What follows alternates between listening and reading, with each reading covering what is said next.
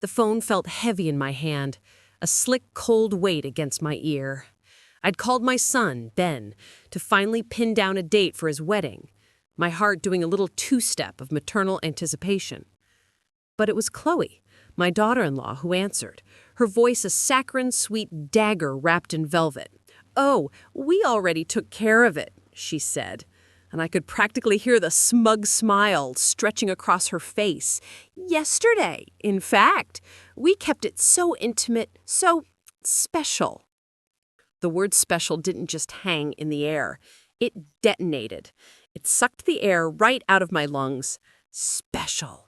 Me, Viv, the woman who for 3 years had faithfully paid the $1,200 monthly rent on their cozy little apartment, who'd bought their king-size bed and their stainless steel refrigerator, who'd stocked their pantry more times than I could count when the end of the month left them scraping the bottom of the barrel. According to that single poisonous word, I was not special. I stood frozen in the middle of my own living room. The patterned robe I'd bought at a market in Marrakech felt suddenly miles away. On the phone screen, I could see my son, Ben, his gaze firmly fixed on a point somewhere beyond his own shoulder, refusing to meet my eyes.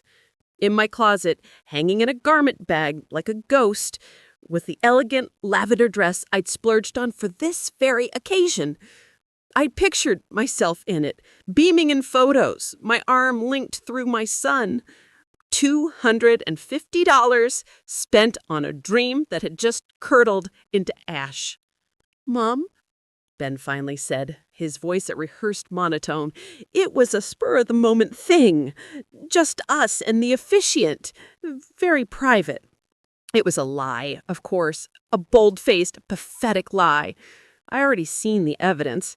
A stray post on a friend's feed, a cascade of images that felt like a physical blow.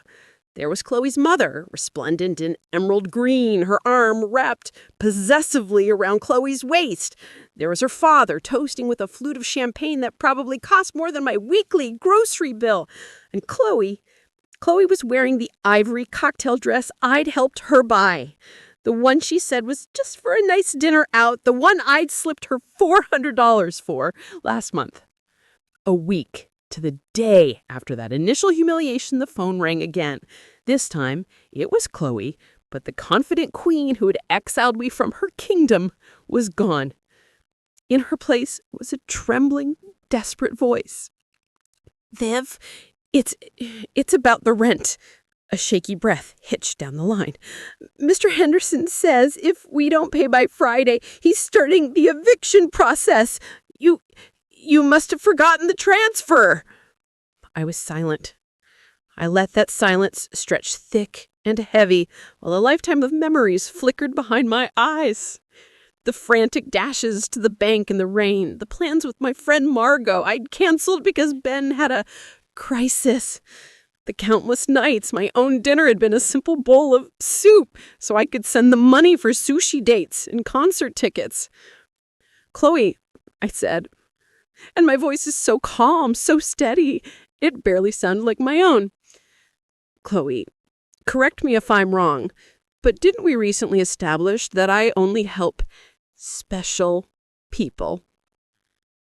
The silence on the other end was so profound, so absolute. I could hear the frantic panic breathing of hers. It was the sound of a trapdoor swinging open. "Viv, I don't... What are you saying? We are special to you. Your family." More lies, coded in that syrupy tone she reserved exclusively for withdrawals from the bank of Viv. The same tone she'd used to ask for money for the wedding rings, for the weekend getaway to the coast, for the down payment on Ben's car. For years, I'd lived my life on a tightrope, measuring every word, every gift, every gesture, hoping for a scrap of affection, a crumb of gratitude. I was the convenient mother, a compliant mother-in-law, the silent benefactor who never complained when they treated me as an afterthought. But that phrase, "only special people," had lit a fuse on something deep and dormant inside me. A cold, hard kernel of self-respect I had buried under a mountain of check stubs and receipts. Later that night, after I'd hung up on her sputtering, I sat on the edge of my bed and I cried. But these weren't the soft, sad tears of a victim. They were hot, angry tears of fury and frustration, scouring away years of quiet acceptance. I cried for the fool I had been, the woman who had hollowed herself out trying to be indispensable to people who saw her as utterly, completely dispensable. The next morning, I woke up different. Something had solidified inside me overnight, shifting from liquid pain to cold, unyielding resolve. I walked to my bathroom and stared at my reflection in the mirror. The same 60-year-old face stared back, the lines around my eyes a little deeper, the silver in my hair a little more pronounced. But my eyes held a new glint. A flinty, determined light I hadn't seen in decades. I made my coffee, the rich aroma filling my small, quiet kitchen. But for the first time in years, I didn't immediately check my phone for a missed call or a pleading text from Ben. I didn't mentally calculate how much I could send them this month. I simply sat at my small oak table, the same table where I'd planned birthday surprises, sorted through their bills, and wept silent tears of loneliness. And I drank my coffee. And I thought about me. Then I got up my ledger. I wanted to see the anatomy of my own foolishness laid out in black and white. Rent, $1,200 a month for 36 months. That was $42,200. Groceries and household supplies, a conservative $300 a month, another $10,800. Birthday gifts, Christmas presents, just because checks, at least $5,000. That emergency dental surgery for Chloe, $1,500. The loan for their new sofa and armchairs, $2,000. Even. The number stirred back in me. An indictment in blue ink. Over $62,000. $62,000 from the nest egg my late husband Arthur had worked so hard for. Money from my teacher's pension, from the careful savings of a lifetime. All of it poured into the bottomless pit of their entitlement. The phone rang, Ben's face lighting up the screen. Normally, my heart would leap into my throat, my hand darting to answer, hoping for an apology, for an explanation. This time, I watched it ring. Once, twice, 3 times. Silence. 10 minutes later, Chloe's name flashed. I let it go to voicemail. A text buzzed through. Mom, please call me. We need to talk. I deleted it. At 2:00, I decided to go for a walk. Not to the bank to make a transfer or to the market to buy them something, but just walk. I ambled past the park where I used to push Ben on the swings, where a little boy with scraped knees who told me he was my best friend. When did that boy become this Nan who saw me as a walking, talking wallet? When did I start believing that love was a currency I had to earn with monthly deposits? My feet, acting on a muscle memory of their own, carried me to my bank.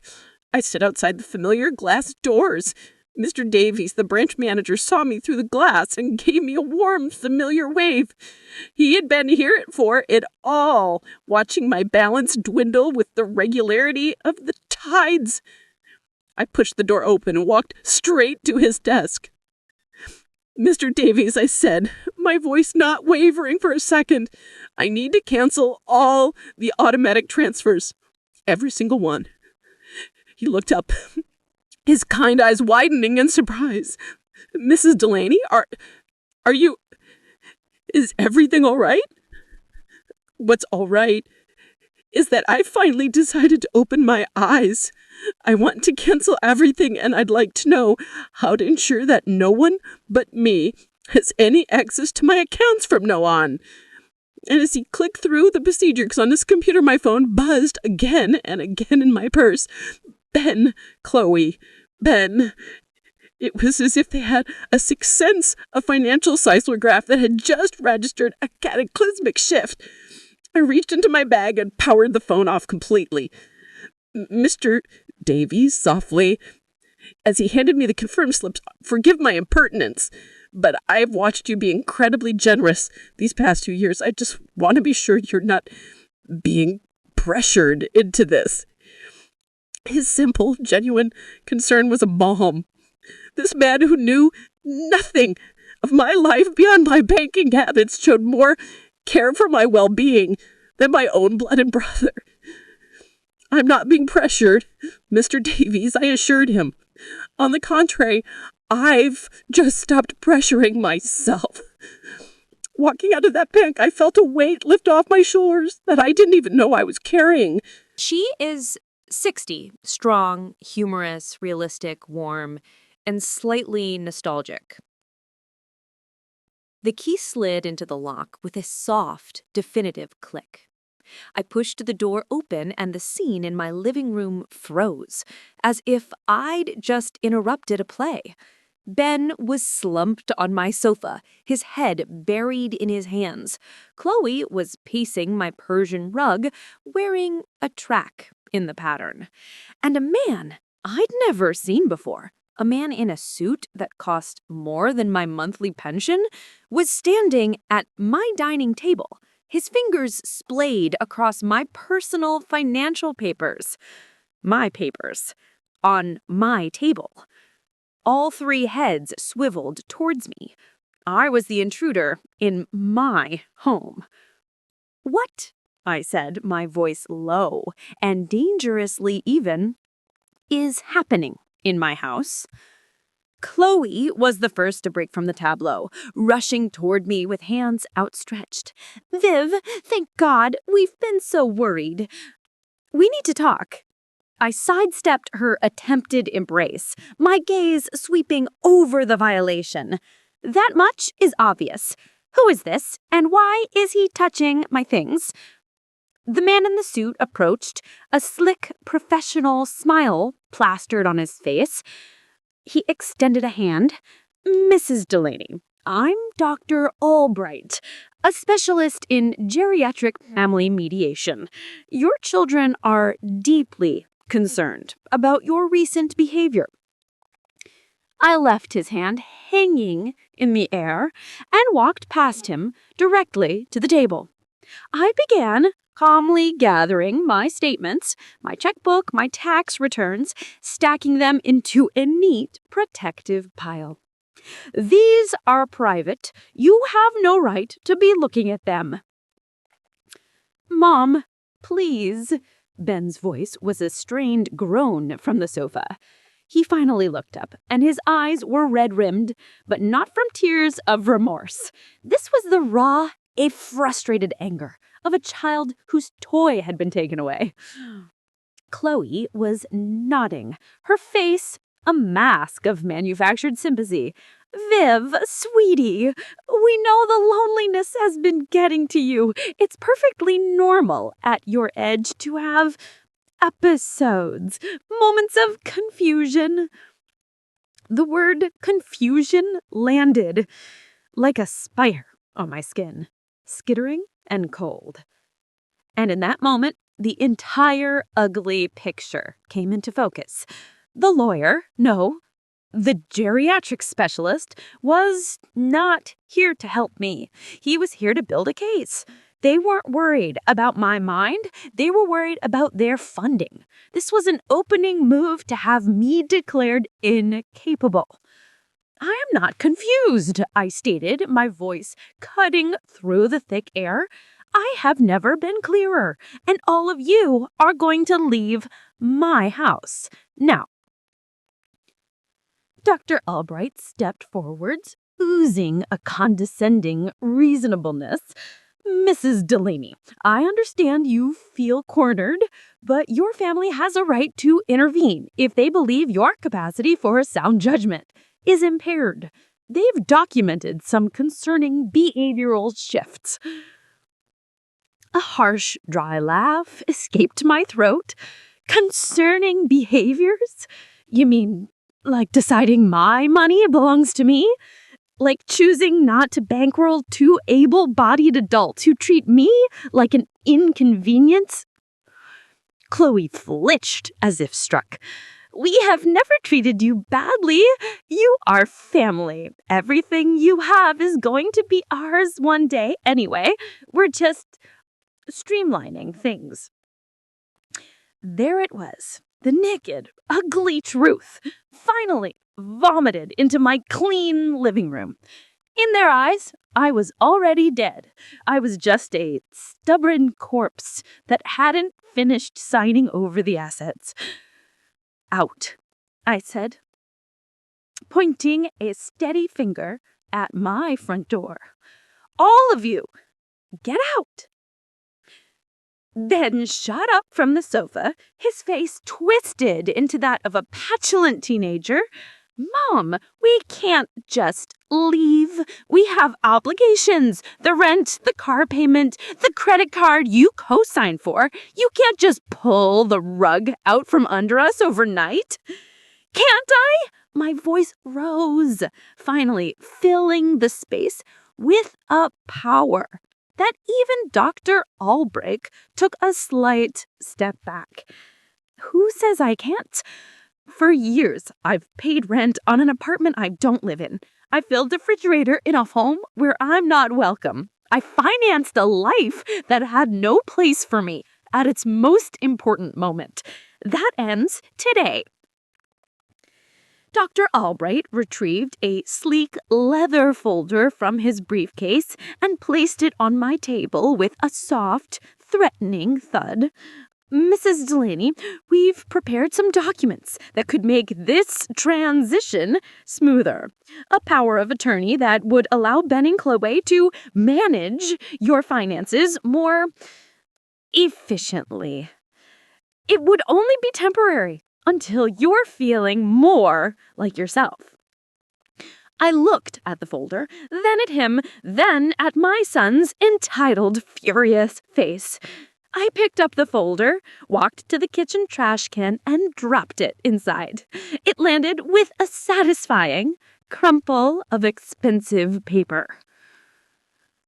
The only transition happening here is your journey from my living room to the street. Chloe began to cry, but they were hot, furious tears of thwarted ambition. You can't do this to us, Viv. We counted on you. We made plans. We bought things based on your support. Obligations based on my money. Not on my happiness, not on my company, just on my tight bank account. And now that I've decided my money is better spent on my own life, I'm suddenly a confused old woman who needs a legal guardian? Ben took a step toward me, and for a fleeting second, I saw the ghost of the little boy who used to run to me for comfort. But the ghost vanished, replaced by the man who saw me as an obstacle. Mom, we made a mistake, okay? The wedding, it was a misunderstanding. Chloe was stressed. We can fix this if you'll just be reasonable. Reasonable? The word tasted like ash. Being reasonable means continuing to pay for your life while you treat me like a stranger. It means pretending. It doesn't feel like a knife in the heart to be excluded from my only son's wedding. Dr. Albright was already packing his briefcase with the efficient grace of a man whose billable hour was ticking away. Mrs. Delaney, this is not over. Your family has legal avenues if you are indeed making irrational decisions due to cognitive decline. A judge can rule that you require guardianship. His words were a physical blow, a cold fist closing around my heart. This wasn't just a tantrum. It was a real, legal threat. Dr. Albright, I suggest you do your homework before you threaten a 60-year-old woman who has managed her finances flawlessly for 40 years. A woman who raised a son alone after her husband died, who ran a household and taught 30 second graders for decades, and who, until last week, was foolish enough to support 2 perfectly capable adults. Chloe stopped her performative crying and looked at me with a chilling flatness, her true face finally visible. This is not over, Viv. We have rights and we have lawyers too. Perfect. Hire all the lawyers you want, with your own money, of course, because mine is no longer available to fund your legal tantrums. They filed out then, a parade of wounded pride, then paused at the threshold, turning back for one last shot. You're going to end up alone, Mom, with no one to take care of you when you really need it. The words should have shattered me. Instead, they just settled cold and hard.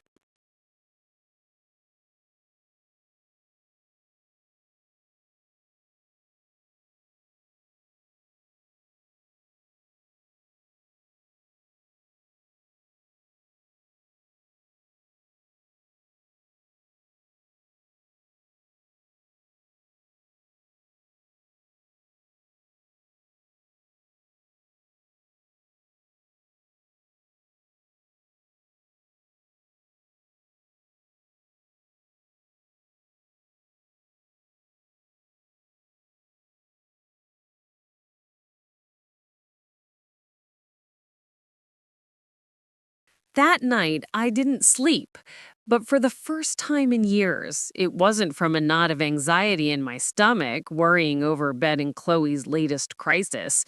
It was a clean, sharp adrenaline, the kind that comes from drawing a line in the sand and staring down the tide. I lay in the dark, the events of the day replaying behind my eyes, not as a trauma, but as a strategy session. If they wanted a war, I would give them one. But it would be a war fought with intelligence, not hysterics. By 6 a.m., I was dressed and armed with a strong cup of coffee and a legal pad. My first stop wasn't the bank or the hardware store.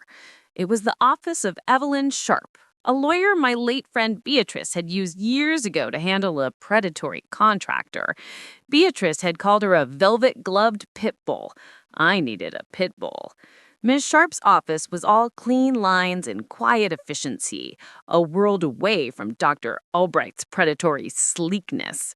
She was a woman around my age with sharp, intelligent eyes and a no-nonsense handshake. "Miss Delaney," she said after I'd laid out the entire sordid tale.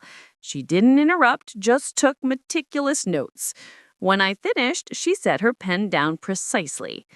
"What your son and daughter-in-law attempted yesterday is a form of elder financial abuse. The fact that they entered your home without permission and went through your private documents strengthens your position significantly."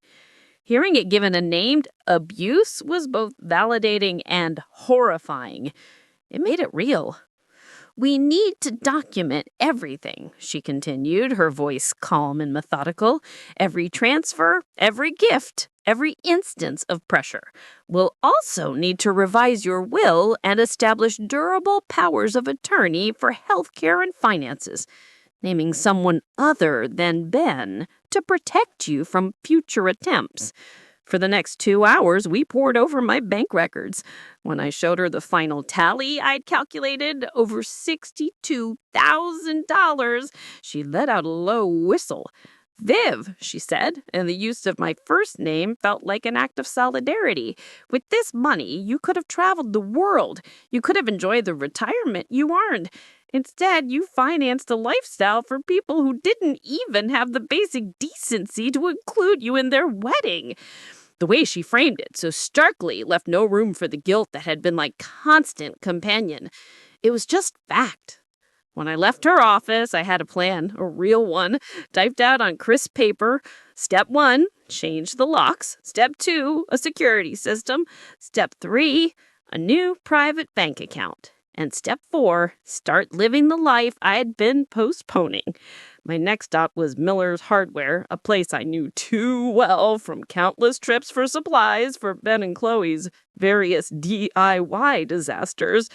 Old Tom Miller was behind the counter, his face breaking into a familiar, slightly pitying smile. "Mrs. Delaney, what can we do for you? Another leak-you faucet over at your boy's place?" "No, Tom," I said, my voice firm. "This is for me. I need to change all my locks. The best deadbolt you have." His bushy eyebrows rose, but he was too much of a gentleman to ask questions. As he was gathering the supplies, his daughter Sarah, a sharp young woman who ran a home security business, came in for a shipment. It felt like fate. "Sarah," I said, "I need a full security system installed at my house. Cameras at every entrance, motion sensors, the works. Price is no object." An hour later, with the locks and security system scheduled for the next day, my phone buzzed. An unknown number. A cold little serpent of dread uncoiled in my stomach. I answered, but said nothing. Viv, I didn't sleep, but for the first time in years, it wasn't from a knot of anxiety in my stomach, worrying over betting Chloe's latest crisis. It was a clean, sharp adrenaline, the kind that comes from drawing a line in the sand and staring down the tide. I lay in the dark. The events of the day were playing behind my eyes, not as a trauma, but as a strategy session. If they wanted to talk like civilized people, talk, I said, my voice flat. "Look, Viv, I get that you're upset about the wedding. It was a mistake, a big one. Max and we want to make it right. How about a nice dinner, just the three of us at your place? We can cook together like we used to." The manipulation was so transparent, it was almost impressive. She wasn't offering reconciliation. She was trying to get a foot back in the door. "Chloe," I interrupted, my tone dry as dust. "How much exactly is the rent you owe?" The silence on the other end was profound. I could practically hear the gears grinding in her head. It's 2 months, $2,400, but that's not why I'm calling, Viv. We miss you." "Do you miss me?" I asked, "or do you miss my money?" There was a pause, and then, with a shocking burst of honesty, she whispered, "Both. Viv, I won't lie to you. Yes, we need your help, but we love you too. You're important to us."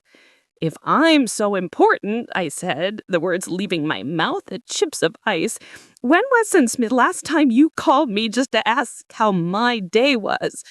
The silence was her answer. It had always been her answer. "Chloe, I'm only going to say this once. For 3 years, you have treated me like an ATM with a heartbeat. You used me. You ignored me. You humiliated me. And now that the well has dried up, you've suddenly remembered you love me. There is no pleas. You made your choice when you decided I wasn't special. Now I'm making mine." I ended the call and powered the phone off completely. I didn't want their noise polluting this day, my first true day of liberation. That afternoon, I did something I hadn't done in over a year. I went to the Silver Comb, the little salon run by my hairdresser, Rosa. "Viv," she exclaimed, with her hands on her hips, "I thought you'd fallen off the planet." "I didn't fall off the planet, Rosa," I said, sinking into the familiar chair. "I just forgot that I deserved to take up a little space on it.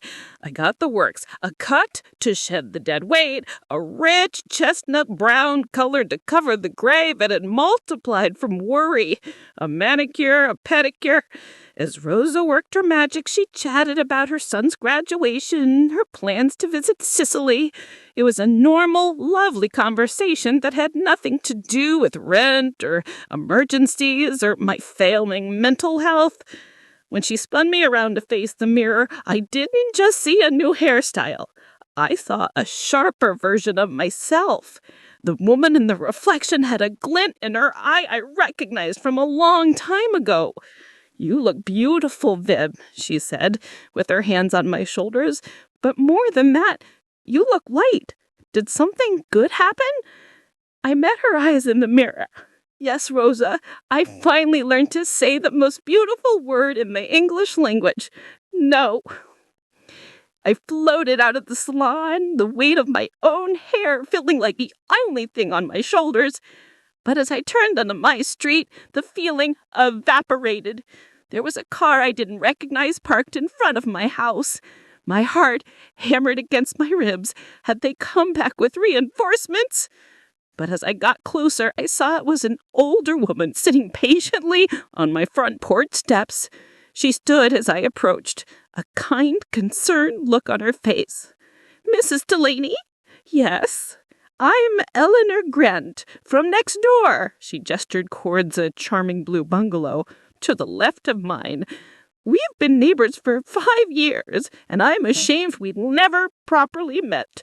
I couldn't help but hear raised voices yesterday. I just wanted to make sure everything was all right." Her concern wasn't invasive or nosy. It was genuine. It was human. And in that moment, this stranger's simple act of kindness felt more like family than anything I'd experienced in years. I felt a sudden, unexpected lump form in my throat. "Eleanor," I said, my voice softer than I intended, "would you like to come in for a cup of coffee? I have a story to tell you."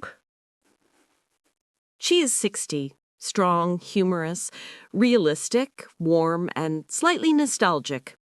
The rich, dark scent of coffee filled my kitchen, a comforting, normal smell in a world that had suddenly tilted on its axis. I poured 2 mugs and set one in front of Eleanor, who sat at my table with her hands wrapped patiently around the warm ceramic. "Now," she said, her voice gentle but direct, "start from the beginning." And so I did. I told her about the phone call, the special people comment, the $62,000, the confrontation with the lawyer. The words poured out of me, a flood that had been held back by a dam of shame and isolation. Eleanor listened, her intelligent eyes never leaving my face, nodding occasionally, but never interrupting. When I finished, she let out a long, slow breath. "Oh, Viv," she said, and there was no pity in her voice, only a deep, resonant understanding. "You have done the absolute right thing." "You think so?" I asked, the ghost of my old doubt whispering. "It feels brutal." "What's brutal? It's what they were doing to you," she stated, her tone leaving no room for argument. "I went through something similar with my daughter, Amelia, about 6 years ago. Not to this legal extreme, but the same pattern. I thought my wallet was the price of admission to her life." My heart gave a little leap. "What happened?" I asked. "I cut the cord. It was the hardest thing I ever done. There were threats, tears, guilt trips that could win awards. But after about 6 months of radio silence, she called me. A real call. She apologized. She'd had to get a second job. Her husband had to actually budget. It forced them to grow up. Our relationship now, it's real. It's based on love, not on what I can buy for her. Her story was a balm, a glimpse of a possible future that wasn't just scorched earth and lawyers. Do you think, is there any hope for that with Ben?" "Maybe," she said, her honesty refreshing, "and maybe not. But that's not your responsibility anymore, Viv. Your responsibility now is to you, to live your life." Her words settled something deep inside me, the permission I hadn't known I needed. That night, for the first time in 3 years, I went to bed without a single spiraling thought about Ben and Chloe's rent or their grocery bill or their crippling inability to manage their own lives. I thought about the new locks being installed tomorrow. I thought about the determined look in Evelyn Sharp's eyes. I thought about the simple and profound kindness of a neighbor, and I slept a deep, dreamless sleep, the sleep of the truly free. The next morning, Sarah from the security company and Tom Miller arrived at 8 a.m. sharp. As they worked, drilling and wiring, my phone lit up repeatedly with calls from unknown numbers. Chloe, undoubtedly trying from different phones. I had developed a new vital skill, the art of serene ignorance. Mrs. Delaney, she said, showing me the app on my tablet, this system will give you total peace of mind. You can see who's at your door from anywhere. If anyone tries to force their way in, it sends an alert directly to me and the police. The irony wasn't lost on me. I was fortifying my home against my own child, but the pain was now a dull, manageable ache, overshadowed by the profound need for safety. In the lull of the afternoon, I did something else I'd put off for too long. I called my sister Clara in Portland. "Viv," she answered, her voice laced with surprise. "Is everything okay? We haven't spoken in months." "I'm good, Clara. Better than good, actually." And I launched into the story again. The wedding, the financial cutoff, the lawyer, my new alliance with Eleanor. Clara listened, and when I was done, her response stunned me. "Viv, honey, it's about damn time," she said, her voice thick with emotion. "What?" "Every time we talked, it broke my heart. You'd go on and on about how much money you'd given them like it was a badge of honor. I wanted to say something, but I didn't know how." A cold knot formed in my stomach. "What did you want to say?" "That Ben, he never spoke about you with love, Viv. It was always transactional. Mom helped with this. Mom bought me that. It was like you were a service he subscribed to, not a person he missed." Her words were a surgeon's scalpel, precise and painful, cutting away the last of my illusions. "And Clara," she continued, "she always talked about you in the future tense. When Viv's gone, we'll sell the house. The inheritance will set us up nicely." It was like they were just waiting. The cold knot spread through my entire body. They didn't just see me as a bank. They saw me as a temporary obstacle, a corpse in waiting. After I hung up with Clara, numb, the doorbell rang.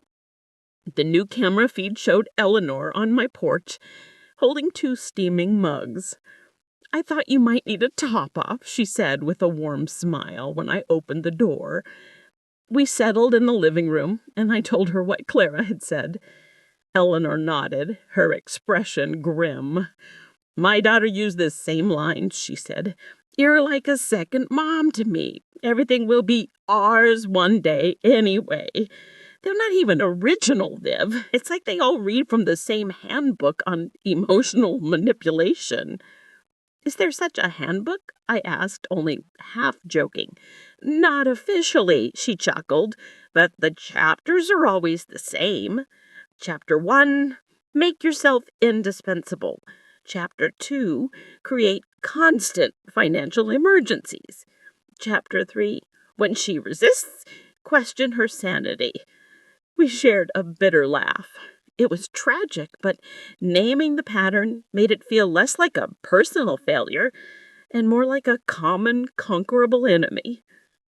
"Have you ever felt guilty?" I asked her, "for cutting them off?"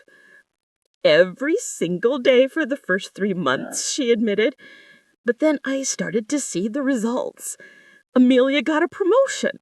Her husband finally fixed things around their house himself instead of calling me to hire someone. They learned. And more importantly, they learned that I was a person, not a resource." Her story was a balm, a glimpse of a possible future that wasn't just scorched earth and lawyers. And for the first time, survival felt more than enough. It felt like a victory. That afternoon, fortified by coffee and camaraderie, I decided to do something I had avoided for years. I drove to the cemetery to visit Arthur. The plot was a little overgrown. I'd always been too busy with Ben and Chloe's crises to tend to it properly. I knelt on the grass beside the granite headstone, the cooled stone solid under my fingertips. Robert, my love, I think I lost my way for a while. After you left, I poured everything into Ben. I thought if I could be the perfect mother, he wouldn't feel the hole you left behind. But I think I just taught him that the hole could be filled with money. A gentle breeze rustled the leaves of the old oak tree shading his grave, and for a moment it felt like an answer. Our boy has become a stranger. Or maybe he always was, and I was just too scared to see it. I cleared a few stray weeds from the base of the stone. The money you left me, the money for us to grow old on, I spent it on them. But not anymore, my love. I've woken up. I stayed for an hour just talking to him, telling him about Evelyn Sharp, about Eleanor, about the new locks on our door. It wasn't a sad visit. It was a report, a promise to the man who had loved me to start loving myself again. When I drove home feeling strangely peaceful, the feeling was short-lived. As I turned onto my street, my blood ran cold. There were 3 cars parked in front of my house again. Ben's, Chloe's, and 2 others I didn't recognize. My hands tightened on the steering wheel. But this time, I didn't panic. I didn't get out. I pulled over a few houses down, my heart thumping, a steady, determined rhythm in my chest. I opened the news security up on my tablet and watched the live feed. I could see them on my porch, Ben, Chloe, and 2 other people, all gesticulating angrily. I took a deep breath and I called Evelyn Sharp. "Evelyn," I said, my voice remarkably steady, "they're back. There are 4 of them on my property." "Don't you dare get out of your car, Viv," she said, her voice crisp and commanding. "I'm on my way, and I'm calling the police. We filed for that temporary restraining order this morning. They are in violation just by being there." The peace that settled over my house after the police left was different this time. It wasn't just the absence of noise. It was a positive force, thick and warm as honey. I had stood my ground, not just in my living room, but on a public street with the law and a formidable lawyer by my side. The feeling was intoxicating. Evelyn stayed for a while, going over the next steps. The temporary restraining order was now official. Any further contact from Ben or Chloe beyond communication through her office would result in their arrest. "Their next move will be more subtle, Viv," Evelyn warned, sipping the tea I'd made her. "They've failed with intimidation. Now they'll try the system." "The social worker?" I asked, the memory of Mrs. Schmidt's visit still a fresh bruise. "Possibly. Or they may file a formal petition for guardianship in probate court. It's longer, more expensive for them, but it's the nuclear option." The thought sent a familiar chill down my spine, but it was muted now, manageable. I had resources. I had allies. That evening, Eleanor invited me over for dinner. It wasn't a grand gesture, just a simple pot roast with vegetables, but it was one of the most meaningful meals of my life. I met her daughter, Amelia, who was visiting. Seeing them together was like watching a master class in healthy family dynamics. They teased each other, they listened, they laughed. Amelia, a graphic designer in her late 30s, talked about her work with passion and asked Eleanor about her book club with genuine interest. Not once did the conversation veer toward money, obligations, or guilt. Later, after Amelia had left, I helped Eleanor with the dishes. I wanted that, I confessed. The steam from the hot water fogging the window. That easy back and forth, that respect. And you may still get it one day, Eleanor said, handing me a plate to try. But first, Ben has to learn that you are a person who deserves that respect, not a line item on his balance sheet. Her words were a compass, pointing me toward a north I had forgotten existed. The next few days were a study and quiet reclamation. I dug out my old watercolor set. The paints hardened and cracked from neglect. I bought new ones, a beautiful, expensive set I would have once considered an irresponsible extravagance. I set up an easel by the large window in my sunroom, and I began to paint. They were clumsy, amateurish things, splotches of color and light, but they were mine. With every brushstroke, I was repainting my own world. The new security cameras showed Ben's car driving slowly past my house several times a day. Sometimes it would pause at the end of the street, idling for a few minutes before moving on. It was unnerving. But Evelyn had me keep a log. Their persistence is her best evidence, she'd said. Every drive-by was another brick in the wall of our legal defense. Then, on a Tuesday morning, the doorbell rang. I was in the middle of attempting to capture the way the light fell on my rose bushes. On the tablet screen, I saw a woman, younger than me, dressed in a crisp, professional pantsuit, holding a leather-bound clipboard. Her smile was polite, but didn't reach her eyes. I opened the door, my paint-stained smock feeling like a suit of armor. "Good morning," she said, her voice brisk and efficient. "Mrs. Delaney?" "Yes." "I'm Miss Corrigan from Adult Protective Services.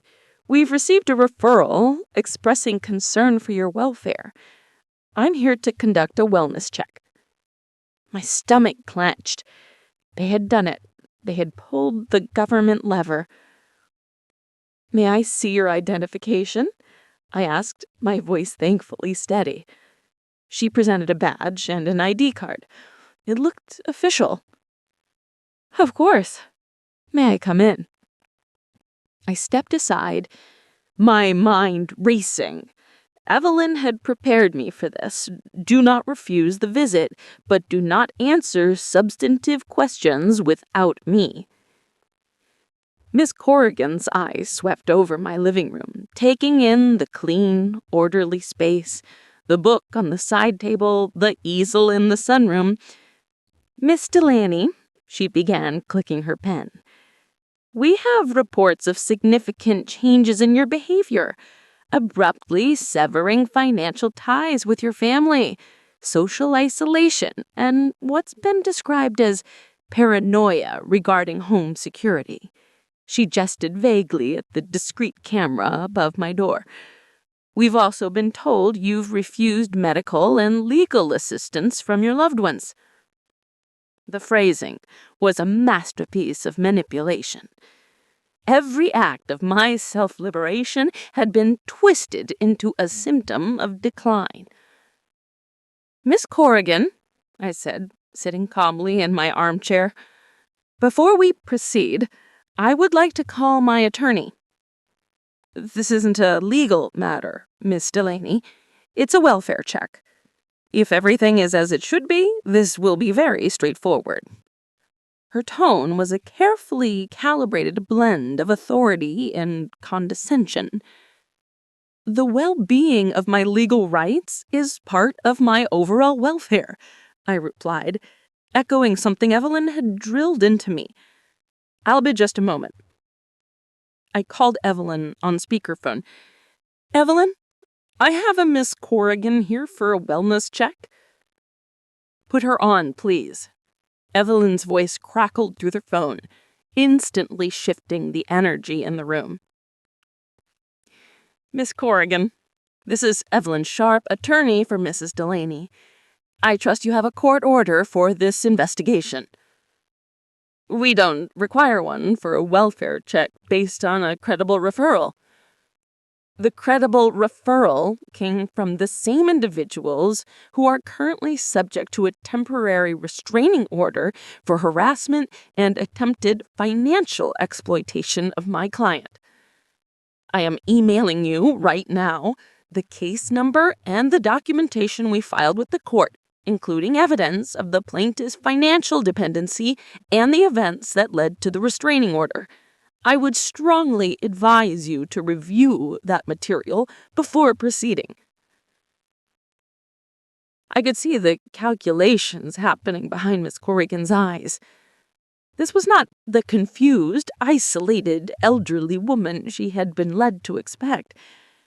She looked at me, really looked, taking in my clear gaze, my calm demeanor, the vibrant half-finished painting in the next room.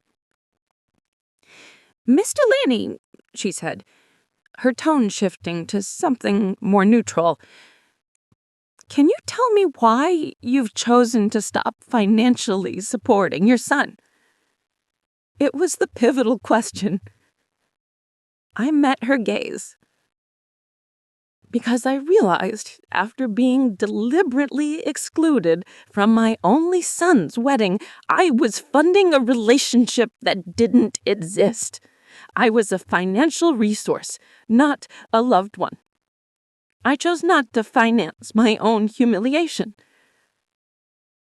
But don't you feel a responsibility to help your family? She pressed, though it felt more like a genuine question now. My responsibility was to raise a self-sufficient adult. I fulfilled that. He is 35 years old. Supporting his lifestyle is not my responsibility. It is his and his wife's. Evelyn's voice came through the speaker again. "Miss Corrigan, would you consider it normal for a 35-year-old man to be unable to pay his basic rent without the monthly intervention of his retired mother?" Miss Corrigan didn't answer. She looked down at her clipboard, then back at me. "You live here alone? You manage your own meals, your cleaning, your medications?" "I do. I am in excellent health. My doctor can provide records. I drive, I shop, I have an active social life with friends and my neighbor. I am, by every measure, a fully independent adult." Miss Corrigan closed her folder with a definitive snap. "Miss Delaney, based on my observation and this conversation, I see no grounds for intervention. I will be recommending this case be closed." After she left, I sank on the sofa, the adrenaline draining from me, leaving me trembling but victorious. I had faced down the system and won. But Evelyn's warning echoed in my mind. The nuclear option. The petition for guardianship lay on my kitchen table like a live grenade. The legal language was dense and cold, but the meaning was brutally clear. My son believed I was incapable of thinking for myself. He was asking a judge to sign an order that would effectively erase my legal identity. I was no longer Viv Delaney. I was a problem to be managed, an asset to be controlled. A strange calm settled over me. The fear was still there, a cold knot in my stomach, but it was now encased in a layer of pure, hardened resolve. They had crossed a line from which there was no return. Evelyn came over within the hour. She didn't offer platitudes. She spread the documents out next to my half-finished painting of the rose bushes, a stark contrast of creation and destruction. "This is their Hail Mary, Viv," she said, her finger tracing the legalese. "It's expensive, difficult to win, and it exposes their motives completely. They're claiming you have severe cognitive decline evidenced by your irrational financial decisions and paranoid behavior. The irrational decision being that I stopped giving them money? I said, my voice flat. Precisely. And the paranoid behavior being that you installed locks and cameras after they broke into your home. She looked up at me, her eyes sharp. We're going to fight this with everything we have, and we're going to win. The first step was a counteroffensive. Evelyn had the compile a list of every person who could attest to my competence. My new doctor, who had given me a clean bill of health just last month, Rosa from the salon, Tom Miller from the hardware store, and most importantly, Eleanor and the women from her garden club, who had become my unexpected cavalry. Eleanor arrived that afternoon, took one look at the petition, and her kindly face hardened into granite. Right, she said, pulling out her phone. The troops are mobilizing. Within an hour, my living room was filled with women. Maria, whose laugh was as bold as her heart. Carmen, with the sharp, knowing eyes. Alfreda, who at 80 years old possessed a stillness that could quiet a room. They'd passed the legal documents around, their faces etching with a shared grim understanding. This is elder abuse, plain and simple, Alfreda stated, her voice like dry leaves. I've seen it before. When the money dries up, the vultures get desperate. We'll be your witnesses, Marita said, squeezing my hand. We'll tell the judge exactly what we see, a woman who's come back to life. They're using your own love against you, Carmen added. It's the oldest trick in the book, but they've overplayed their hand. Their solidarity was a tangible force, a shield around me. I was not alone in this fight. The following weeks were a whirlwind of preparation. I met with Evelyn's hired psychiatrist, Dr. Isla Moore, a woman with a no-nonsense demeanor and a firm handshake. For 2 hours, she put me through my paces, memory tests, logic puzzles, questions about current events and personal finances. At the end, she sat back, a small smile on her face. Mrs. Delaney, your cognitive function is not just intact for your age, it's exceptional. You have the mental acuity of someone 20 years younger. This petition is not just frivolous, it's fraudulent. Her words were a weapon, and Evelyn sharpened them for the legal battle to come. The day of the hearing arrived. I dressed with care in a simple navy blue dress, elegant, sober, and anything but the garb of a confused old woman. Eleanor and the entire garden club came to the courthouse, a silent, formidable phalanx of support in the hallway. When I saw Ben and Chloe, they were huddled with their lawyer. Ben looked pale and uncomfortable in a new, ill-fitting suit. Chloe's gaze was pure, undiluted venom. There was no pretense of concern left. This was a business transaction, and I was the hostile takeover. The courtroom was smaller than I imagined, all dark wood and solemn quiet.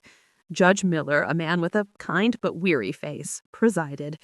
Their lawyer went first, painting a picture of a once generous mother who had fallen under the influence of opportunistic strangers, her mind clouded by paranoia. He called Chloe to the stand. She performed beautifully, her voice trembling as she described my baffling transformation, my hostility, my isolation. But when Evelyn cross-examined her, the facade cracked. Mrs. Schuster, when was the last time you visited my client for a social reason, not a financial one? She stammered. We were always close. A simple date will suffice. She couldn't provide one. Then it was Ben's turn. Seeing him on the stand, swearing an oath to tell the truth before lying about my sanity, was a pain so acute it felt like a physical wound. He spoke in vague generalities about my erratic behavior, his eyes never quite meeting mine. Evelyn dismantled his testimony with surgical precision. Mr. Delaney, how much money did you receive from your mother in the last 3 years? I am not sure of the exact figure. Would $62,000 sound accurate? A stunned murmur went through the courtroom. Ben just shrugged, a gesture of such profound entitlement that I saw Judge Miller's eyebrows rise. Then it was our turn. Evelyn called her parade of witnesses. Dr. Moore testified to my impeccable mental state. Mr. Miller testified to my clear-headed request for new lots. Rosa spoke of my lucidity and my newfound spirit. Elfreda, with the weight of her 80 years, looked the judge in the eye and said, "Your Honor, Viv Delaney is one of the most competent women I know. What's happening here is a travesty." Finally, it was my turn. I walked to the stand, my head high.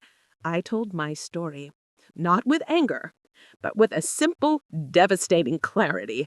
I spoke of the $62,000, the wedding, the broken trust, the lawyer in my living room, the petition that sought to strip me of my rights. Evelyn's final question was simple. Why did you do it, Viv? Why cut them off? I looked not at the judge, but at my son. Because I finally understood that love shouldn't have a price tag, and I was tired of paying for something I never really had. The silence in the courtroom was absolute. Judge Miller didn't need long to deliberate. He returned with his expression stern. The court finds no credible evidence of cognitive decline or inability in Mrs. Vivian Delaney. In fact, the evidence suggests a woman of remarkable clarity and strength. The petition for guardianship is denied. Furthermore, the court finds the petition to be frivolous and brought in bad faith. He looked directly at Ben and Chloe. This was not an act of concern. It was an act of greed. The court is appalled. It was over. We had won not just the case, but everything. As we walked out of the courtroom, my friends surrounded me, a chorus of quiet congratulations. I saw Ben and Chloe scurrying away, their heads down, defeated. Eleanor linked her arm through mine. "You did it, Viv." I took a deep breath, the air tasting of justice and freedom. "No," I said, looking at the circle of strong and wonderful women around me. "We did it. The war was over, and now my life, my real, authentic, unfettered life, could finally begin." This concludes my story. I hope you enjoyed my journey of reclaiming my life, my dignity, and my freedom. If you appreciated this story, please like, share, and subscribe for more stories with me. Your support means the world. Thank you for listening.